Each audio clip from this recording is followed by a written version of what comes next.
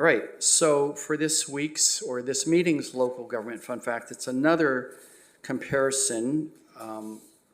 This has to do with information that SCAG, the Southern California Association for Governments, just put out recently. And it's a quick comparison between us and the average and or median of the rest of the county. So this is my ongoing effort to reflect upon who we are as a city, where we are as a city, and to be realistic about the things we need to focus on to actually make improvements in people's standard of living. So let's start with educational attainment, and the one stat they have here is attainment of a bachelor's degree. So the county average is about 38, just over 38% of the population. For Oxnard, it's just over 20%.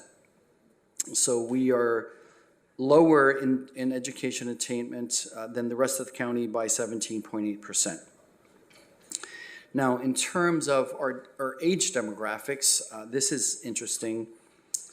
17.5% of the county is over the age of 65, but in Oxnard it's only 12.6%. So in terms of that age bracket, we are almost 5% under the county average, which basically means we have a much younger population pyramid here in Oxnard.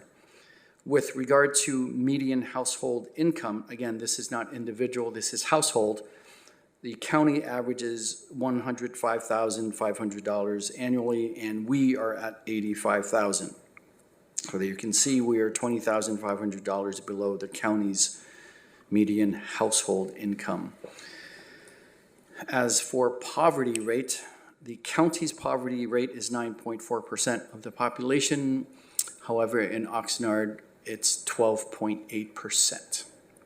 And then for home ownership, county is wide average is at 65.5%, and we in Oxnard are at 52%. And then finally, the median home value across the county is $819,000, and ours is 651, almost 652,000. So when you look at some of this data and then you sort of go through what does that mean in terms of what kinds of wages our residents are able to earn based on education and training attainment, the size of the workforce given the age pyramid for the city, the property values and the income speak to the revenues that we received in terms of our property taxes, as well as what you would presume the disposable income would be for each of these households, and of course just the sheer number of percentage of people who are defined as at or below the poverty rate is higher in the city. So that's it for this meeting. I hope this continues to be helpful, again, to reflect realistically and honestly about where we are as a community, to help us focus on what we need to do.